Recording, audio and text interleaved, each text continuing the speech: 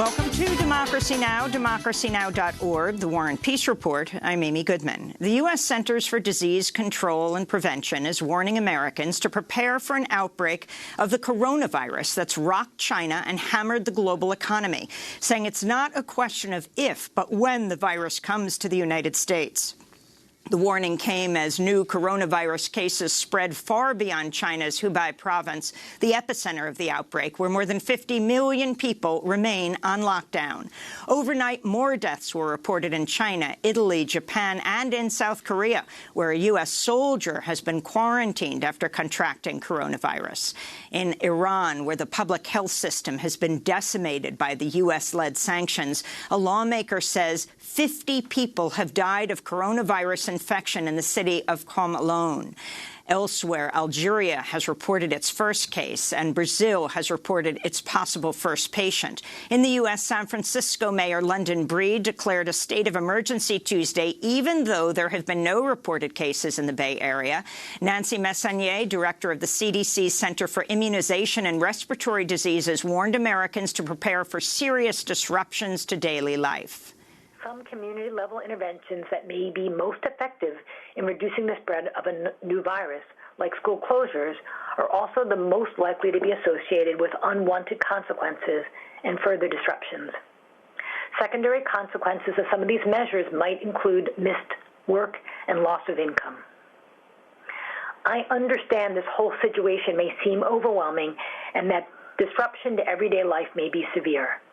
But these are things that people need to start thinking about now. The CDC's stark warning came on the same day White House economic advisor Larry Kudlow dismissed the threat of coronavirus, telling CNBC the virus is contained. His remark echoed President Trump's assessment Tuesday that coronavirus is, quote, very well under control. On Capitol Hill, senators grilled senior administration officials over their response to the crisis. This is Republican Senator John Kennedy of Louisiana, who blasted acting Homeland Security Secretary Chad Wolf for struggling to produce basic facts about the coronavirus. HHS on that. Mr. Secretary, you're supposed to keep us safe. My budget supports the men and women of the Department of Homeland Security. You're the Secretary of Homeland Security. Yes, sir. And you can't tell me if we have enough respirators. Meanwhile, U.S. stock markets plunged for the second straight day Tuesday, with the Dow Jones falling by nearly 1,900 points this week on fears the coronavirus will further damage the global economy. In Charleston, South Carolina, 7 candidates for the Democratic presidential nomination squared off for a raucous debate Tuesday night, focusing a barrage of criticism on frontrunner Bernie Sanders as he seeks to consolidate his lead in Saturday's South Carolina primary. 2 of the candidates are billionaires, Michael Bloomberg and Tom Steyer, who were at either end of the stage. They were joined by former Vice President Joe Biden, Senators Elizabeth Warren and Amy Klobuchar, and former South Bend Mayor Pete Buttigieg. Audience members at times booed Sanders and cheered Buttigieg and Bloomberg.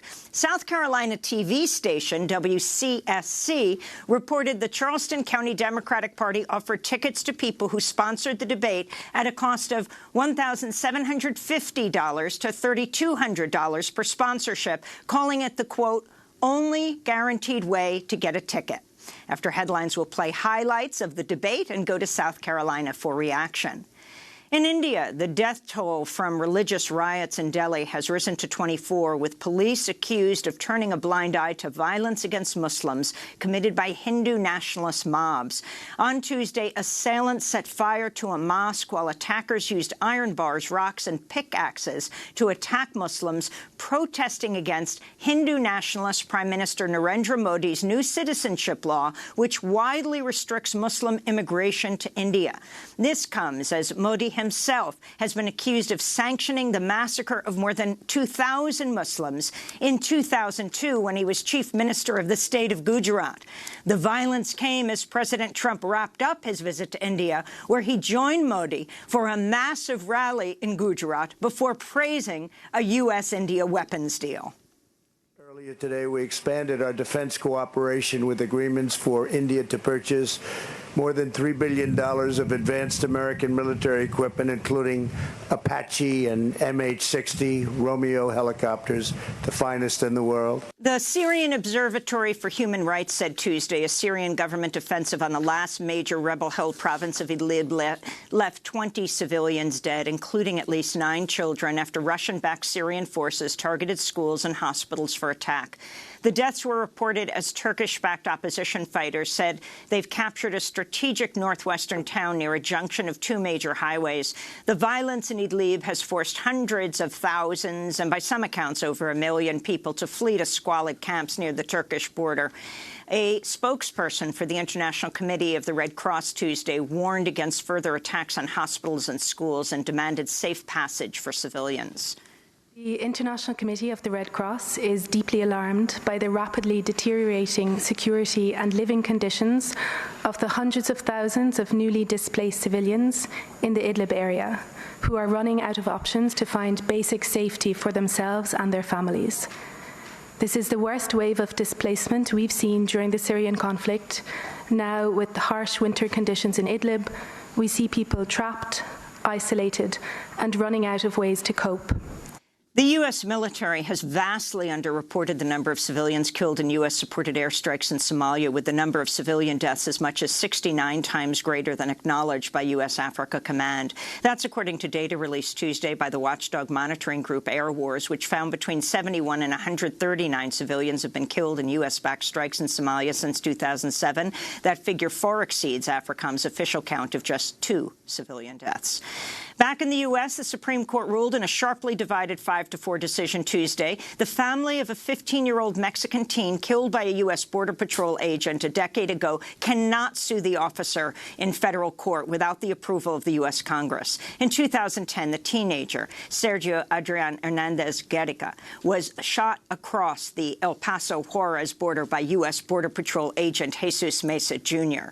The teen was in Mexico. It's the latest example of impunity for U.S. Border Patrol officers who commit homicide across the Mexican border. In 2018, a federal jury in Tucson, Arizona, found Border Patrol agent Lonnie Swartz not guilty of manslaughter for shooting and killing 16-year-old Jose Rodriguez through the U.S.-Mexico border fence in 2012. To see our coverage with his family in Mexico, go to democracynow.org.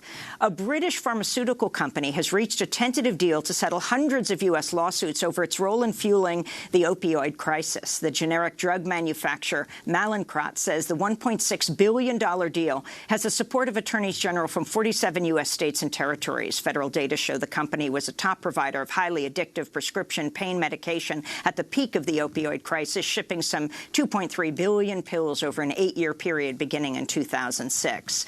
In Los Angeles, a group of women who've accused Harvey Weinstein of sexual misconduct said Tuesday they're encouraged by the Hollywood movie mogul's conviction on charges of rape and sexual assault in a Manhattan court. New York authorities have said they're prepared to release Weinstein into the custody of their counterparts in Los Angeles, where he faces charges he raped one woman and sexually assaulted another on back-to-back nights in 2013 during Oscars week. The charges could bring Weinstein an additional 28 years in prison. This is Sarah Ann Mass, one of the more than 90 women who've accused Harvey Weinstein of sex crimes. As we turn our efforts and attention to the looming criminal trial in Los Angeles, I have a message for Harvey, for all abusers, rape myth perpetuators, victim blamers, and those who have retaliated against us. This one's for you. Your time is up. The time for survivors to rise up and thrive has come.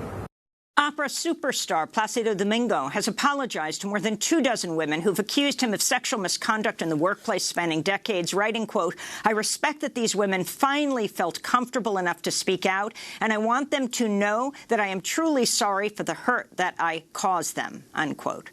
On Tuesday, soprano singer Luz del Alba Rubio stepped forward with her own story of abuse, saying Placido Domingo had her blackballed from working at the Washington National Opera and from other roles after she refused his repeated and unwelcome sexual advances. Rubio told reporters, quote, "Before he was a denier, then he was a victim. Now he's looking for redemption. If he means it, if he's really sorry, I would ask him to apologize to us face to face. There have been women suffering for 20 years. He should ask for our forgiveness," she said. And Police in Orlando, Florida, have released video of an officer handcuffing and arresting a 6-year-old African-American girl as she cries and begs to be let go. After the incident in September 2019 drew national outrage, one of the arresting officers, Dennis Turner, was fired. The newly released video shows a second officer who has not been identified, but whose name appears as Ramos in the body cam video, binding the hands of 6-year-old Kaya Roll in plastic restraints before leading her out of her elementary school and placing her in a squad car. You don't want to? No, please. You have to. No, please. Give me a second. Kaya was then fingerprinted, photographed for a mugshot, and sent to a juvenile detention center. Criminal charges against the 6-year-old girl were dropped the next day. Kaya's grandmother is pushing for a Florida bill that would prohibit police from arresting anyone under age 12 except in extreme circumstances. And those are some of the headlines. This is Democracy Now!, democracynow.org, The War and Peace Report. I'm Amy Goodman.